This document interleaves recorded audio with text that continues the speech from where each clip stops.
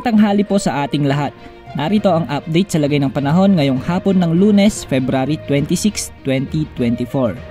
Amihan nagbabalik at easterlies nakakaapekto sa buong bansa. Patuloy ang epekto ng easterlies sa malaking bahagi ng ating bansa kasama na ang Southern Luzon, Mindanao at Visayas. Samantalang nakakaapekto naman sa Northern at Central Luzon ang hanging amihan.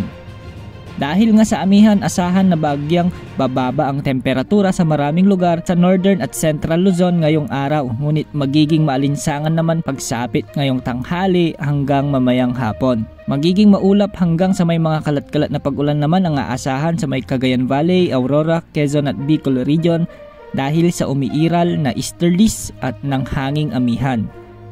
Sa Metro Manila at nalalabing bahagi ng Luzon, asahan ang bagyang maulap hanggang sa maulap na papawirin na may mga tsansa lamang ng mga isolated rains pagsapit ng hapon o gabi. Maging handa sa mainit na panahon dahil posibleng mas titindi pa ang heat index o ang init na nararamdaman ng katawan natin sa mga susunod na araw. Ito ay dahil sa pinagsamang epekto ng easterlies at ng umiiral na El Nino.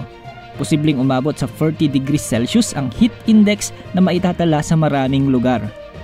Samantala sa bahagi ng Visayas ay magiging maulap na may mga pulupulong mahinang pag-ulan naman ang mga kalangitan dahil sa easterlies lalo na sa bahagi ng Eastern Samar, Northern Samar at Samar.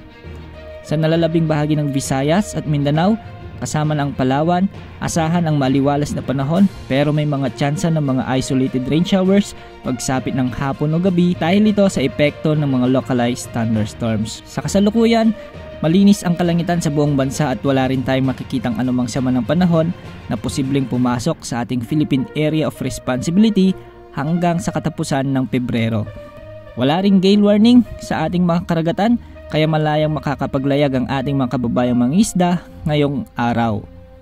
At yan ang latest weather update ngayong araw. Maging handa sa bawat oras dahil minuminuto ay nagbabago ang panahon.